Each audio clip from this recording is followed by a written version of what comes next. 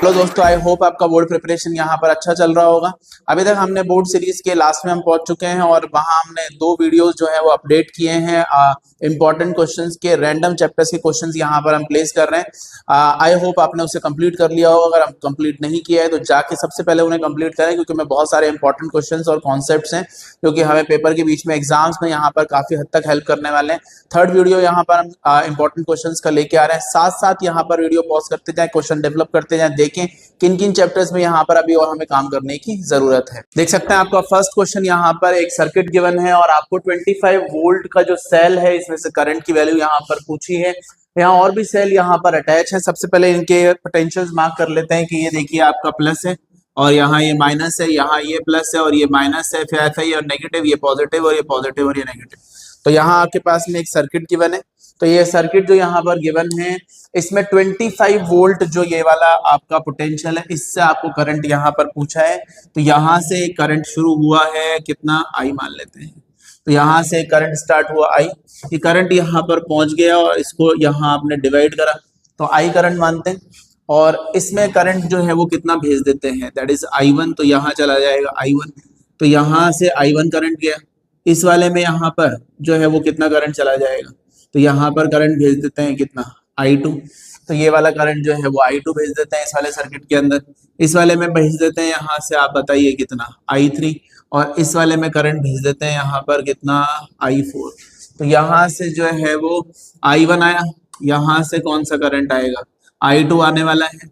यहाँ से कौन सा आने वाला है, I3 आने वाला है। और ये वाला जो है वो आपका I4 आने वाला है। तो I3, I4, I2, I1 मिल करके वापस कितना यहाँ पर करंट हो जाएगा, I। तो हम ऐसा मान लेते हैं कि इस I जो है उसको डिवाइड करा, इधर की तरफ I1 गया, इधर की तरफ I2 गया, इधर I3 गया, इधर I4 गया। समझिए आ गया होगा करंट इलेक्ट्रिसिटी का यहाँ पर क्वेश्चन यहाँ पर है।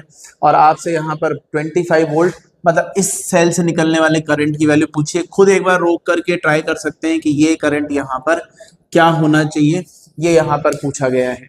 तो यहाँ पर क्या तरीका है इसे सॉल्व करने के लिए, देख लेते हैं, स्टार्ट करते हैं। सबसे पहले यहाँ पर केवीएल लगाते हैं पहले लूप में, इसके अंदर एक बार किरचॉफ का लॉ अप्लाई कर देते हैं।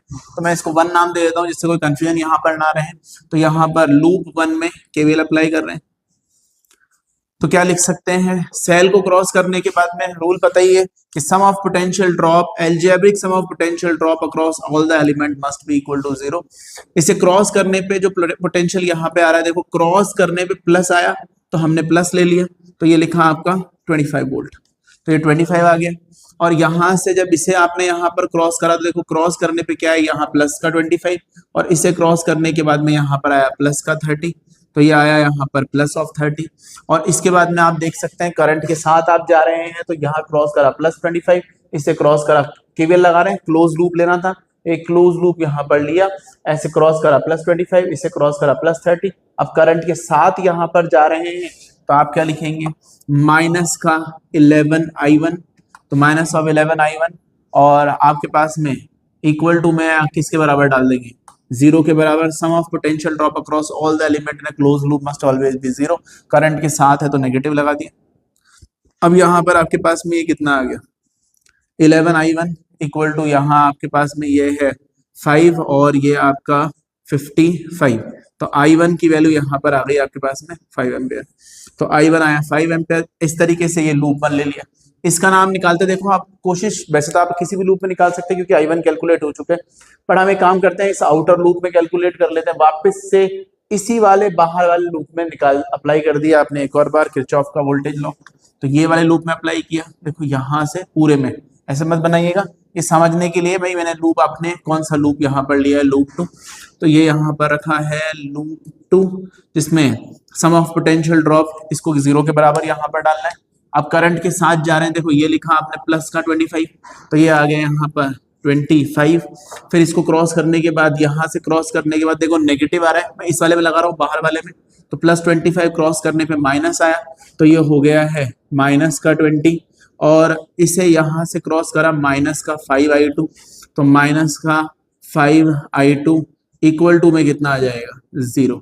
तो यहाँ पे आप लिख सकते हैं प्लस 25, फिर यहाँ से क्रॉस करने पे आ जाएगा माइनस का 20, फिर माइनस का 5 I2 और इक्वल टू में क्लोज सर्किट था, इक्वल टू में 0, तो ये आया आपके पास में 5 इक्वल टू 5i2 और i2 की वैल्यू यहाँ पर कितनी आ जाएगी 1 एम्पियर। तो i2 आ गया आपके पास में 1 एम्पियर। तो ये आपका लूप 2 के अंदर अप्लाई कर दिया। इसी तरीके से यहाँ पर अप्लाई कर देते हैं, देखो इसी आउटर सर्किट में लगा लेते हैं लूप 3 के अंदर। तो ये यहाँ पर बाहर बाहर वाले में लगा रहा हूँ, इस तरीके से नाम रख सकते हैं ABCD, इस तरीके से नाम ले लीजिएगा। तो यहाँ पर आपने अप्लाई कर दिया लूप 3 के अंदर, सम ऑफ पोटेंशियल ड्रॉप जो है वो 0 के बराबर है। तो देखो फिर यहीं से लगाते हैं, बाहर वाले लूप में लगाने में अंदर भी लगा सकते हो, बट हमें यहाँ से लगाया प्लस का कितना आ जाएगा, तो 25। ये क्रॉस करने पे आपके पास में आया 25 प्लस 25 के बाद में इसको क्रॉस करने पर ये इसे यहाँ क्रॉस करने पे आया प्लस का 5, प्लस का 25, फिर क्रॉस करने पे प्लस ऑफ 5, तो ये आ गया यहाँ पर प्लस का 5। फिर यहाँ से इसको क्रॉस करा माइनस का 10i3, माइनस का 10i3 इक्वल टू 0। तो यहाँ से गया और इसे क्रॉस करा प्लस का 5, देख सकते हैं यहाँ पर प्लस का 25, फिर ये क्रॉस करने पे प्लस आ रहा है तो प्लस 5। और करंट के साथ अगर वोल्टेज लिखना होता है रेजिस्टेंस पे, करंट के साथ वोल्टेज लिख रहे हैं, तो देखो ये माइनस का 10i3, तो ये आ जाएगा आपका माइनस का, करंट के साथ नेगेटिव और करंट के अपोजिट होते तो पॉजिटिव। तो ये आ गया आपके पास में 30 equal to 10i3, i3 can be आपका 3 एम्पियर। एंड नाउ लूप 4 में कैलकुलेट करना है, तो ये आ जाएगा आपके पास में लूप 4 के अंदर sum of potential drop must be 0। ये पोटेंशियल ड्रॉप का सम 0 के बराबर है। आउटर लूप में अप्लाई करना है, पूरा उसी में लगाते हुए निकल रहे हैं, फिर आप भी कर सकते हैं ट्राई। ये आ गया देख सकते हैं प्लस का 25, तो ये आया प्लस ऑफ 25, क्योंकि मैं इस तरीके से जा रहा हूँ इस लूप के अंदर। फिर ये प्लस का 25 के बाद में आप बताएं यहाँ क्या आने वाला है, क्रॉस करने के बाद यहाँ माइनस है, तो ये लिख दिया है माइनस का 10। करंट के साथ रेजिस्टेंस पे वोल्टेज लिखनी है, तो माइनस का 5i4 इक्वल टू आपके पास में कितना है 0, क्योंकि यही 3 डिवाइस थे, 3 एलिमेंट आपके पास में। तो ये हो गया है आपका यहाँ पर 5, तो 15, हाँ ठीक है। तो ये 25 माइनस 10, तो ये 15 equal to 5i4 that is 3। तो यहाँ पर i4 की वैल्यू जो है वो कितना आ जाएगा 3 एम्पियर। तो i4 आपके पास में 3 एम्पियर है। अब आप इन सारी वैल्यूज को ऐड कर सकते हैं, तो आपका टोटल करंट बन जाएगा, क्योंकि यही डिवाइड कर रहा था सब जगह पे। तो I can be I1 plus I2 plus I3 plus I4। What is the value for I1? I1 5 है, I2 यहाँ पर 1 है, I3 यहाँ पर कितना है 3 है, और I4 यहाँ पर कितना है 3 है, और ये आपके पास में 6 और 6 12 एम्पियर। तो ये आपके पास में यहाँ पर आंसर है 12 एम्पियर। सेकंड क्वेश्चन आपके पास में गिवन है कि एक कॉइल है जिसका रेजिस्टेंस 100 ओम है। तो आप देख सकते हैं कि कॉइल का रेजिस्टेंस दे रखा है आपको पास में 100 ओम, और current is induced by changing magnetic flux, और करंट यहाँ पर इंड्यूस हुआ है मैग्नेटिक फ्लक्स को चेंज करके। तो चैप्टर समझ ही आ गया होगा कौन सा है, through it as shown in the figure. कुछ इस तरीके का करंट है और टाइम के साथ में 10 एम्पियर और ये 0.5 एम्पियर तक करंट की वैल्यू आप देख सकते हैं किस तरीके से बदल रही है। That is the magnitude of change in flux through the coil. आपको कैलकुलेट यहाँ पर क्या करना है, आपको निकालना है magnitude of change in flux through the coil, that is change in magnetic flux through the coil, मतलब मैग्नेटिक फ्लक्स के चेंज को यहाँ पर आपको फाइंड करना है। तो मैग्नेटिक फ्लक्स का चेंज यहाँ पर कैलकुलेट करना है। तो ये EMI का यहाँ पर क्वेश्चन है, और मैं बोलूंगा आपको सही में इंपॉर्टेंट क्वेश्चन है और तैयार करना ही है, कॉन्सेप्ट है। तो यहाँ पर in a coil of resistance given है, करंट इंड्यूस यहाँ पर है, current is induce changing magnetic by changing a magnetic flux through it as shown. आपके पास में करंट इस तरीके से बदल रहा है, magnitude of change in flux calculate करना है हमें। यहाँ पर ग्राफ गिवन है करंट टाइम का, करंट टाइम ग्राफ गिवन है, और आपको पता है कि अगर आप यहाँ पर फ्लक्स का चेंज कैलकुलेट कर लें, तो फ्लक्स का मतलब करंट का जो यहाँ पर चेंज है वो लिख सकते हैं, फ्लक्स के चेंज को डिवाइड करना है रेजिस्टेंस से, delta phi divide by R. अगर आप यहाँ पर कैलकुलेट कर लेते हैं चेंज इन यहाँ पर चार्ज फ्लोन, चार्ज कितना फ्लोन हुआ उसका change into that resistance, that is the change in flux. तो ये कुछ यहाँ पर फ्लक्स के चेंज को इंडिकेट करेगा। तो डेल्टा फाई की वैल्यू कितनी आ जाएगी आर, और ये हो जाएगा यहाँ पर डेल्टा क्यू। अब आर रेजिस्टेंस जो है वो पहले से ही सर्किट में गिवन है 100, तो ये लिख दिया आपने 100, और डेल्टा क्यू को आप यहाँ पर क्या लिख सकते हैं, डेल्टा क्यू यहाँ पर है एरिया अंडर आईटी ग्राफ, तो यहाँ पर ये हो जाएगा एरिया अंडर आईटी ग्राफ। ये कहाँ से आया है, तो करंट इलेक्ट्रिसिटी में हमने पढ़ा है कि करंट टाइम ग्राफ का जो एरिया यहाँ पर होता है, ये जो एरिया है ये आपको प्रोवाइड करेगा चार्ज फ्लोन। तो करंट टाइम ग्राफ का एरिया जो है वो प्रोवाइड करता है चार्ज। तो ये लिखा आपने 100 into area under IT graph, तो एरिया यहाँ पर कैसे लिख सकते हैं, हाफ इंटू बेस यहाँ पर कितना है 0.5 और हाइट यहाँ पर कितनी है, दैट इज 10। तो half into base into height. अब half into base into height में कुछ जो कट रहा है काट दिया यहाँ पर, और ये हो गया 50 और इंटू 5 दैट इज 250 वेबर। तो ये यहाँ पर आपके फ्लक्स का चेंज निकल के आ जाएगा। तो आंसर यहाँ पर है 250। आप चेक कर सकते हैं half into base into height से, तो area under IT graph that is charge flow निकल के आया, और रेजिस्टेंस की वैल्यू दे रखी है 100, तो डेल्टा फाई की वैल्यू आएगी आपके पास में 250 वेबर। ये तीसरा क्वेश्चन यहाँ पर आपके पास में एक असर्शन रीजन है आपको गिवन है। मैं सिचुएशन देता हूँ, आपके पास में यहाँ पर एक कॉइल है और एक कॉइल जो है उसके ऊपर एक आपने नॉर्थ पोल रखा हुआ है, ये नॉर्थ है मतलब आपका मैग्नेट यहाँ पर है, और मैग्नेट को यहाँ पर फॉल किया है, वर्टिकली यहाँ पर गिर रहा है। अगर वो यहाँ पर वर्टिकली गिर रहा है और वो कॉइल के एक्सिस से पास होके जाता है, तो असर्शन आपके पास में ये बोल रहा है कि बार मैग्नेट जो यहाँ पर गिर रहा है falling vertically along the axis, इस एक्सिस के अलोंग जा रहा है, of a horizontal coil will be having an acceleration less than g, कि उसका जो एक्सेलरेशन यहाँ पर है वो g से कम यहाँ पर होना चाहिए। और ये बता रहे हैं रीजन है कि clockwise current is induce in the coil.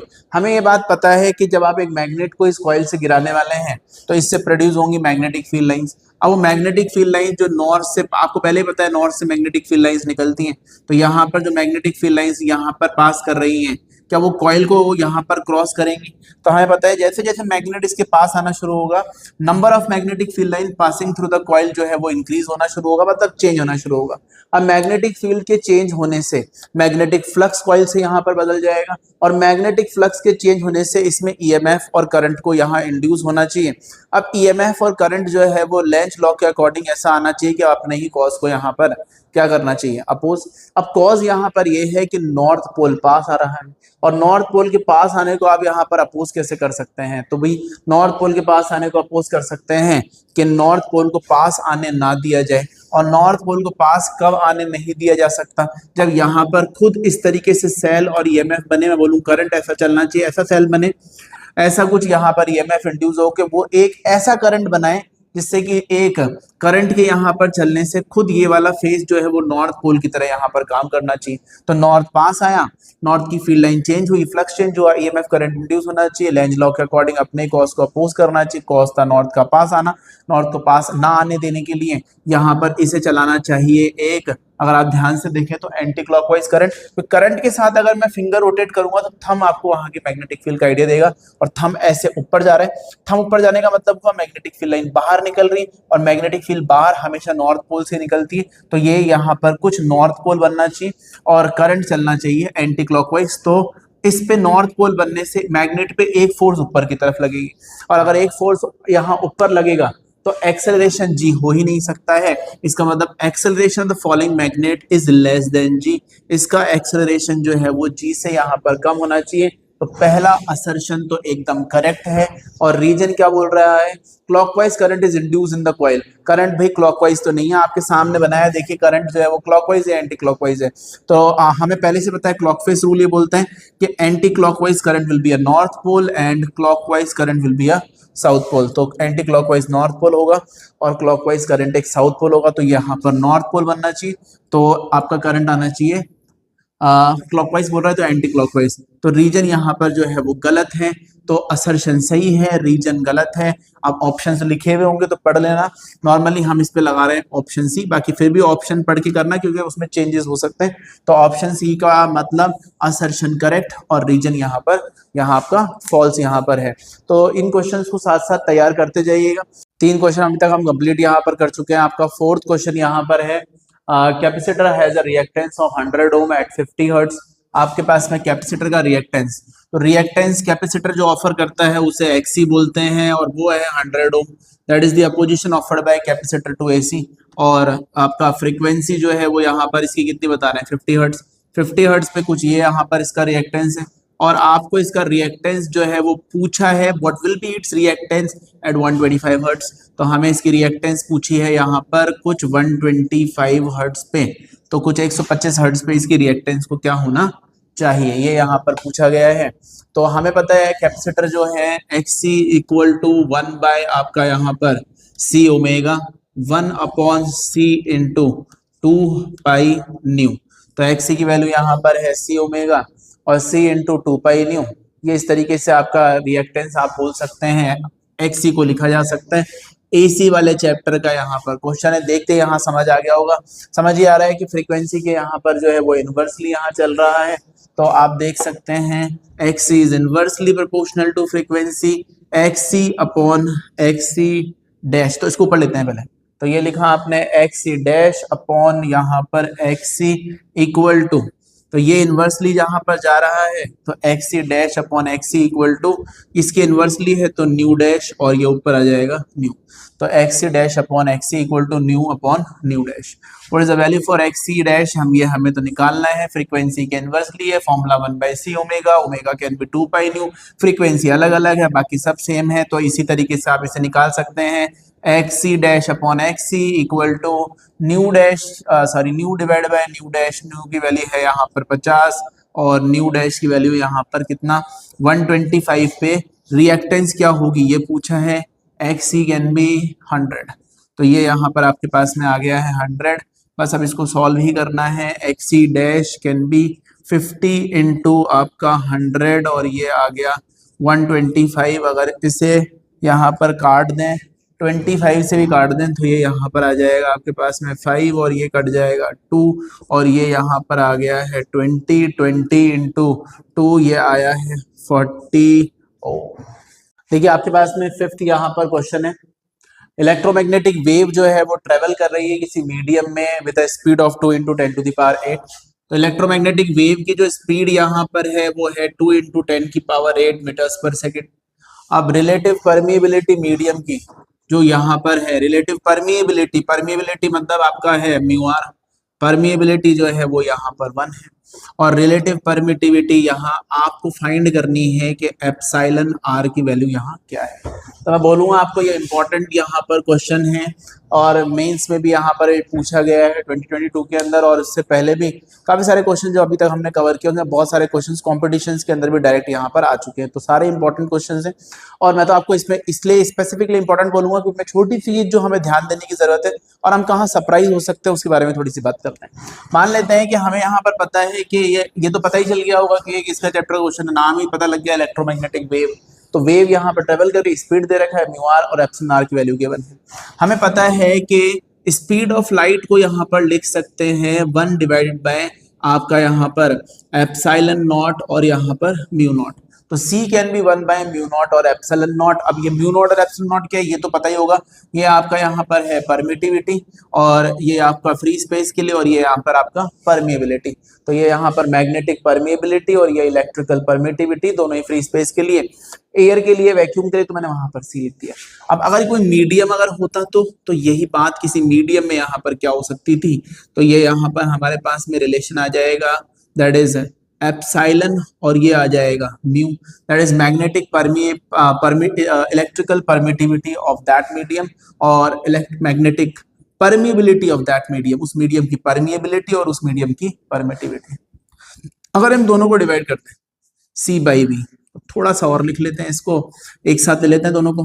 देखो C जो है वो डिवाइड में था, ऐसे नीचे की तरफ ये लिखा, यहाँ पर आपने एप्सिलॉन नॉट और म्यू नॉट थोड़ा ध्यान से देखना है और यहाँ पर ये आप चेक कर सकते हैं, ये ऐसा अपना ऊपर चला जाएगा एप्सिलॉन और ये आ जाएगा यहाँ पर म्यू। अब हमें पहले से पता है epsilon upon epsilon naught is मतलब epsilon upon epsilon naught is epsilon R, ये तो हमें पता है कि epsilon R can be epsilon upon epsilon naught, तो एप्सिलॉन कैन बी यहाँ पर आपके पास में epsilon naught into epsilon R, तो यहाँ पर इन दोनों को डिवाइड में लिखा हुआ था मैंने ऐसे लिख दिया, और mu R can be mu upon mu not. Medium air की अगर परमिटिविटी यहाँ पर गिवन हो तो इनटू म्यू आर, ये मीडियम की वाली वैल्यू का आपका यहाँ पता चल जाता है। तो ये देखो mu upon mu not is actually mu R, और ये आ गया यहाँ पर सी बाई वी। वैसे तो सी बाई वी तक की इंफॉर्मेशन थी, इसको थोड़ा और बढ़िया करता तो हमें पता है ये है आपका यहाँ पर रिफ्रैक्टिव इंडेक्स, आपने ऑप्टिक्स में पढ़ा होगा, सी बाई वी रिफ्रैक्टिव इंडेक्स के बराबर है। अब मान लो ऐसा कोई क्वेश्चन होता है और वो ये दो डेटा हमें दे देता है, तो डायरेक्ट पूछे, अगर वो हमें यहाँ पर ये दो डेटा प्रोवाइड करता है और फिर बोलता है कि रिफ्रैक्टिव इंडेक्स कैलकुलेट करो, तो हम तो ये सोच के पागल हो जाते हैं इसके अंदर कि भाई सबसे पहला तो आपका एप्सिलॉन आर तो इलेक्ट्रोस्टैट्स के अंदर आप यहाँ पर पढ़ते हैं, और ये यहाँ पर म्यू आर आपका मैग्नेट वाले में पढ़ते हैं, तो ये चैप्टर 1-2 का कोई हिस्सा है और ये आपका चैप्टर 4 का यहाँ पर हिस्सा है। और ये पूछ रहा है रे ऑप्टिक्स में, तो रे ऑप्टिक्स में हम कंफ्यूजन में रहते हैं कि कोई क्वेश्चन यहाँ पर किस तरीके का फॉर्मूला होना चाहिए इन दोनों से रिलेट करे। तो याद रखिएगा इलेक्ट्रोमैग्नेटिक वेव हमें यही बताता है कि electric field magnetic field interaction के दौरान यहाँ पर कुछ लाइट की स्पीड से प्रोपोगेट करता है, एयर में सी और मीडियम में वी, और सी बाई वी आपका रिफ्रैक्टिव इंडेक्स यहाँ पर डिफाइन होता है। तो ये हमें थोड़ा सरप्राइज कर सकता है, ये तो यहाँ तक तो हम थोड़ा याद करते ही, बट म्यू का थोड़ा ध्यान रखिएगा, रिकॉल करोगे और रे ऑप्टिक्स के पूरे चैप्टर में घूम के आओगे तो आपको फॉर्मूला यहाँ नहीं मिलेगा, क्योंकि नॉर्मली हम इसे पहले ही इलेक्ट्रोमैग्नेटिक वेव में यहाँ पर कवर कर लेते हैं। थोड़ा सा ध्यान रखना है, हो सकता है यहाँ पर यहाँ मैं सरप्राइज करता हूँ। तो यहाँ म्यू तो पूछा नहीं है, तो यहाँ पर देख सकते हैं सी की वैल्यू दे रखी है 3 × 10⁸ डिवाइडेड बाई वी हमें दे रखा है 2 × 10⁸, और यहाँ पर म्यू आर की वैल्यू यहाँ एप्सिलॉन आर की वैल्यू दे रखी है। एप्सिलॉन आर कैन बी क्या निकालना है, रिलेटिव परमेबिलिटी ये निकालना है, तो ये तो एप्सिलॉन आर आ गया, और म्यू आर तो 1 दे रखा है, ये 1 हो गया। एक कुछ कटता है, ये 3/2, तो ये 3/2 देखो यहाँ पर रूट है, मैं थोड़ा ढंग से लिख लेता हूँ एक बार, 3/2 का square equal to epsilon R can be 9/4, ये कुछ आपका यहाँ पर आंसर है। देखिए आपके पास में क्वेश्चन नंबर 6 यहाँ पर गिवन है, show a ray of light falling normally on a face A B वाले फेस पर एक लाइट जो है वो नॉर्मली आके टकरा रही है, तो लाइट यहाँ नॉर्मली आके टकराई, और equilateral glass prism of refractive index जो है 3/2 है। ये आपका जो ग्लास है इसका रिफ्रैक्टिव इंडेक्स जो है वो आपका 3/2 यहाँ पर है। इस प्लेस इन अ वाटर, आप बोल सकते हैं कि इसको पानी के अंदर यहाँ पर रख दिया और इसका रिफ्रैक्टिव इंडेक्स जो है वो बाहर जो है पानी मान लेता हूँ, उसका रिफ्रैक्टिव इंडेक्स वाटर का गिवन है 4/3, तो इसका रिफ्रैक्टिव इंडेक्स गिवन है आपके पास में 4/3। आपसे बोल रहे हैं विल द रे सफर टोटल इंटरनल फेस और स्ट्राइकिंग द फेस एसी, ये लाइट जब इस वाले फेस पे आके टकराती है तो आपको बताना है कि क्या TIR हो रहा है या ग्रेजिंग हो रही है, या फिर लाइट जो है वो रिफ्रैक्शन या एक्सपीरियंस करेगी। तो मैं तो आपको बोलूंगा एक बार रोक करके पूरा कंप्लीट करके देखो कि क्वेश्चन हो रहा है, क्योंकि ये इंपॉर्टेंट यहाँ पर क्वेश्चन है और हमें यहाँ पर कुछ थोड़ी समझनी पड़ेगी। तो यहाँ पर आपके पास में इक्विलेटरल ट्रायंगल है, इस फेस पे लाइट आके टकराती है, ये 90 डिग्री पे लाइट टकराएगी, 90 डिग्री पे टकराती हुई लाइट अपने पाथ से जो है वो क्या रहेगी, अनडेविएटेड रहेगी, सीधी आकर के ये इस वाले फेस पे आके स्ट्राइक करेगी। जैसे यहाँ पर इस वाले फेस पे आके ये स्ट्राइक करेगा तो यहाँ पर आप देख सकते हैं, क्यों यहाँ पर अनडेविएटेड क्यों रहा भाई, नॉर्मली एंटर करेगी तो अनडेविएटेड यहाँ पर रहने वाला है, तो will it suffer TIR total internal reflection, grazing या जो भी है रिफ्रैक्शन की एक्सपीरियंस करेगा या नहीं करेगा। बाहर वाला मीडियम जो है वो वाटर यहाँ पर है और इसका खुद का रिफ्रैक्टिव इंडेक्स यहाँ पर 3/2 है। ट्राई करो, कमेंट करके बताओ कि भाई यहाँ पर क्या होने वाला है, रिफ्रैक्शन है, TIR है, क्या कंडीशन यहाँ पर है और किस तरीके से आप इसे यहाँ पर प्रॉपर्ली अचीव करेंगे। अब यहाँ हम इसे सॉल्व कर लेते हैं। देखिए क्या तरीका है, यहाँ से जो लाइट इस पे आके टकराती है, इक्विलेटरल बता रहे हैं शायद, यहाँ देखिए इक्विलेटरल है तो ये वाला एंगल तो हो गया आपका यहाँ पर 60 डिग्री। अब अगर ये 60 है और ये 90 है तो बचा हुआ ये एंगल यहाँ पर कितना है 30 डिग्री। तो आप देख सकते हैं ये 60 या 90 या 30, तो बताइए एंगल ऑफ इंसिडेंस यहाँ पर कितना हुआ। तो एंगल ऑफ इंसिडेंस क्या 30 डिग्री का एंगल ऑफ इंसिडेंस है। तो हमेशा याद रखना है, हमसे जल्दबाजी में गलतियां हो जाती है, जैसे हमने बोला 60 90 30, तो यहाँ पर एंगल जो भी यहाँ पर था इस वाले इंटरफेस में भाई एंगल ऑफ इंसिडेंस या रिफ्लेक्शन, जो भी रिफ्रैक्शन के जो भी एंगल होते हैं वो नॉर्मल और इनके रे के बीच में होते हैं। तो ये तो देखो प्लेन के और इस रे के बीच में था, हमें यहाँ पर एंगल ढूंढना है तो नॉर्मल बनाना पड़ेगा। ये गलती मत कर देना, नहीं तो आप कहीं 30 डिग्री को कंसिडर कर लो। तो यहाँ पर आपने एक नॉर्मल ड्रॉ किया और वो नॉर्मल जो ड्रॉ करा वो यहाँ 90 डिग्री होगा, तभी तो नॉर्मल कहलाएगा।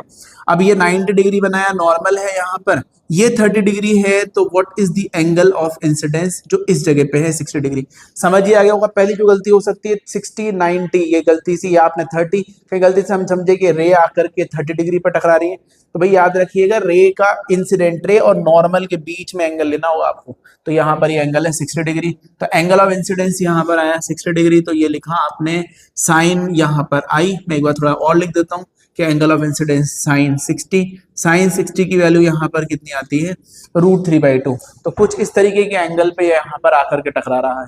बट ये क्या करने वाला है, ग्रीजिंग करेगा या टीआईआर या फिर रिफ्रैक्शन, ये तो इस मीडियम का, इस और बाहर वाले मीडियम का जो यहाँ रिफ्रैक्टिव इंडेक्स मतलब सॉरी क्रिटिकल एंगल जो यहाँ पर होगा वो हमें इंफॉर्मेशन प्रोवाइड करेगा। तो इस वाले इंटरफेस और इस वाले में मतलब इस आपका प्रिज्म में और बाहर वाले मीडियम का जो यहाँ पर इस मीडियम के लिए मतलब इस प्रिज्म के लिए बाहर वाले मीडियम के रिस्पेक्ट में क्या क्रिटिकल एंगल होगा वो निकाल लेते हैं एक बार। तो अगर हम ऐसा मान लें कि इसके लिए क्रिटिकल एंगल निकालना होता तो क्रिटिकल एंगल का फॉर्मूला आप कैसे लगाएंगे, तो मैं तो आपको बोलूंगा ज्यादा इजी रहेगा कि एक तरीका यहाँ पर फॉलो करें। हमें ऐसा पता है कि ये डेफिनेशन है वैसे, म्यू साइन थीटा यहाँ पर कांस्टेंट है। म्यू साइन थीटा का मतलब हुआ रिफ्रैक्टिव इंडेक्स इनटू ये वाला एंगल। जैसे मुझे इस वाले मीडियम का क्रिटिकल एंगल पता करना है, तो एक बार के लिए मैं बोलूं कि मान लो यहाँ पर कोई जिस पे लाइट आके टकराती है उसका क्रिटिकल एंगल लिखना होता तो मैं लिखता sign I C into mu G. इसे गलती होने के चांसेस थोड़े कम रहेंगे, तो एक बार प्रॉपर स्टेप में लिख लेते हैं। तो ये लिखा देखो म्यू जी, ये रहा, फिर इसी मीडियम में क्रिटिकल एंगल जो भी यहाँ पर रहा होगा तो यहाँ पर कितना मान लेते हैं साइन आई सी, मतलब म्यू साइन थीटा कांस्टेंट है भाई, दिस इनटू यहाँ का जो भी क्रिटिकल एंगल रहा होगा मैंने वो यहाँ पर एक बार समझने के लिए लिख लेता हूँ आई सी। तो लिखा mu G into sine I C, तो यहाँ पर लिख दिया आपने mu G into sine I C equal to, क्योंकि कांस्टेंट है तो बाहर भी वही लिखेंगे, और एंगल ऑफ रिफ्रैक्शन 90 डिग्री होगा, तो क्या यहाँ क्रिटिकल एंगल तभी डिफाइन होगा जब बाहर वाला रिफ्रैक्शन के वाला जो एंगल है वो 90 डिग्री हो। तो यहाँ पर लिखा mu G into sine I C equal to आपका साइन 90 बाहर वाला एंगल इंटू म्यू डब्ल्यू।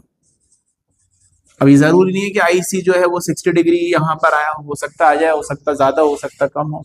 तो यहाँ पर आपने लिख दिया है sine I C equal to sine 90, तो 1 होता है, ये लिखा म्यू डब्ल्यू बाहर वाला मीडियम इंटू साइन 90 करा, तो दिस इंटू दिस और दिस इंटू दिस बराबर ही करना है हमेशा, mu G into sine I सी और म्यू डब्ल्यू इंटू साइन 90। तो ये लिखा mu W upon mu G.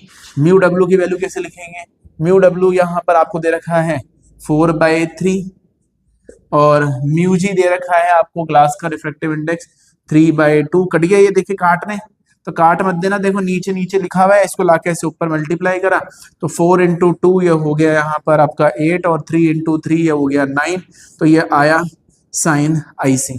Problem यहाँ पे आ रही है कि ये वैल्यू कोई हमें ऐसी एग्जैक्ट वैल्यू हम याद नहीं करते हैं, तो अब यहाँ पर हमें कैसे पता लगेगा कि साइन आई या साइन आई सी में कौन से एंगल की वैल्यू यहाँ पर ज्यादा है।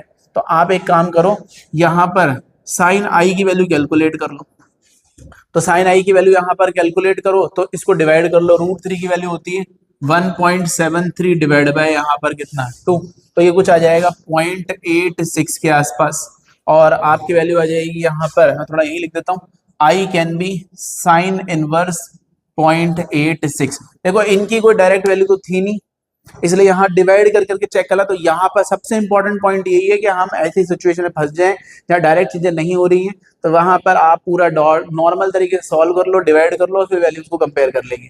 जैसे कि मैंने यहाँ पर आई की वैल्यू निकाल ली साइन इनवर्स 0.86 और साइन आई सी की वैल्यू यहाँ पर क्या है, तो ये हो जाएगा आई C equal to sine inverse आपका 8/9, तो ये कुछ सॉल्व करोगे तो ये आएगा 0.89 के आसपास, जिसको डिवाइड करके देख लेना। अब आप खुद सोचो कि साइन आई सी की वैल्यू आ रही है 0.89 और साइन आई की वैल्यू यहाँ पर कितनी आ रही है 0.86, तो 0.86 में और 0.89 में कौन सी वैल्यू यहाँ पर ज्यादा है, तो हमें पता है 0.89 और 0.86 में 0.89 की वैल्यू ज्यादा है, मतलब आई सी ये, क्योंकि साइन में देखो यहाँ पर साइन इनवर्स 0.89 साइन इनवर्स 0.86 से तो ज्यादा ही होगा, क्योंकि साइन में वैल्यू बढ़ती है एंगल बढ़ता है तब, तो यहाँ पर आपके पास में आएगा साइन की value 0.89, I C is greater than I, मतलब जिस भी एंगल पे लाइट यहाँ पे आके टकरा रही है वो हमारे क्रिटिकल एंगल से कम है, मतलब angle of incidence is less than critical angle.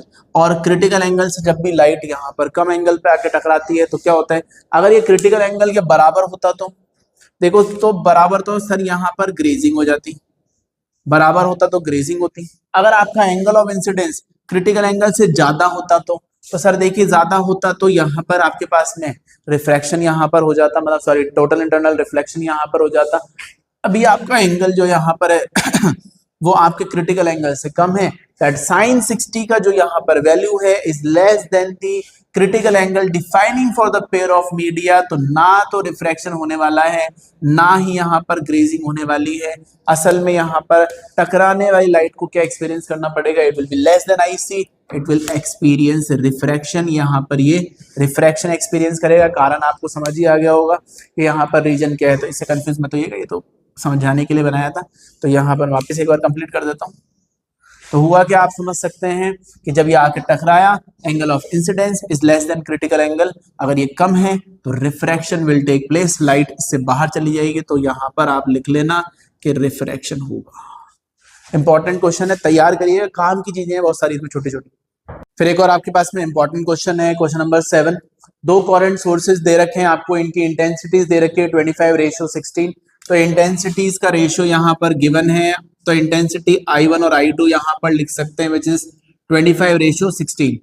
आपको ratio of intensity of maxima to the minima after interference the light occur, आपको मैक्सिमम टू द मिनिमम की इंटेंसिटी का रेशियो बताना है इंटरफेरेंस होने के बाद में।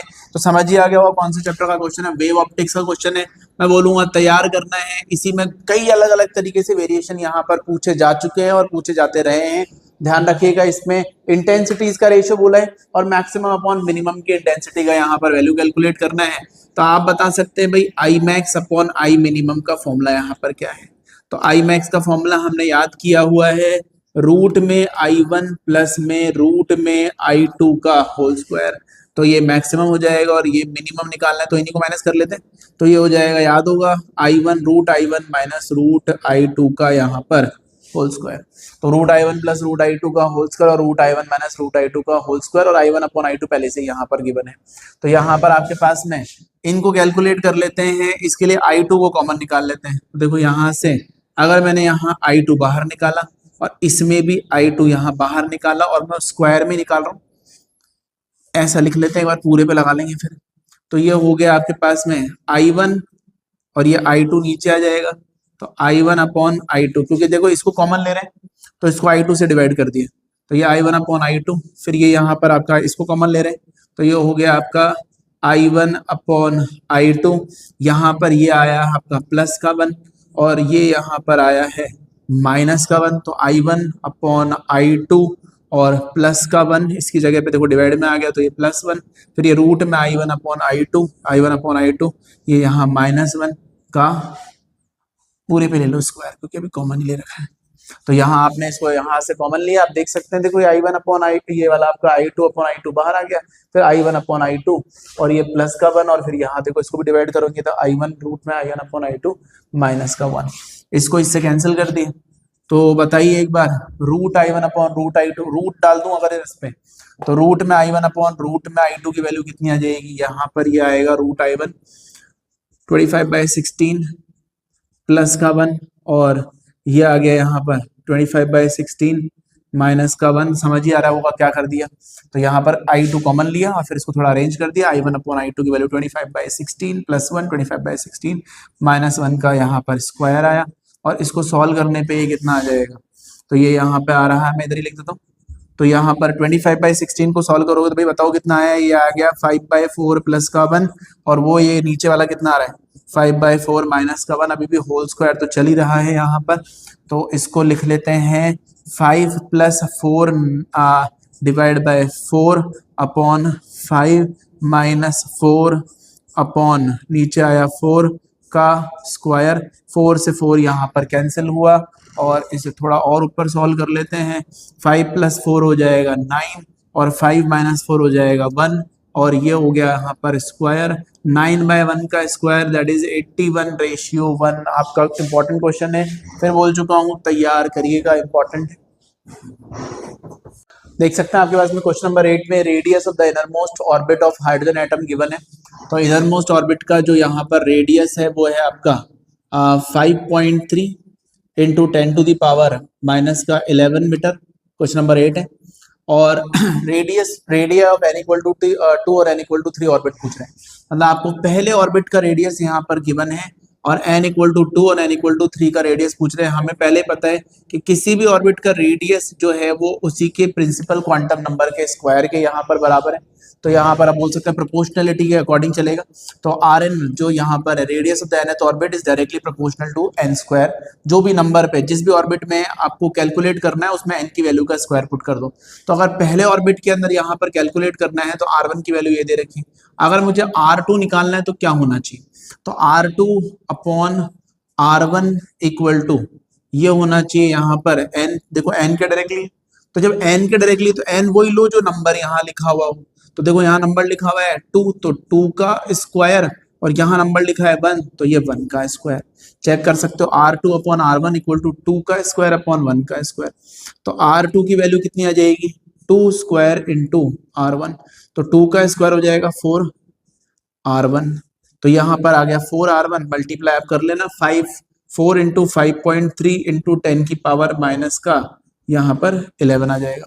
और वैसे आपको थर्ड ऑर्बिट में निकालना है n इक्वल टू 3, तो n इक्वल टू 3 में कितना आ जाएगा R3 अपॉन यहाँ R1, तो R3 upon R1 radius directly n square के था, तो ये देखो 3 है तो 3 का स्क्वायर, देखो n स्क्वायर आ रहा है सामने, तो ये 3 का स्क्वायर अपॉन नीचे यहाँ पर कितना आ गया 1 का स्क्वायर, ये हो गया 9, ये हो गया R3 9R1, तो 9 इंटू 5.3 इंटू 10 की पावर माइनस 11 मीटर। कैलकुलेशन आप कर लीजिएगा।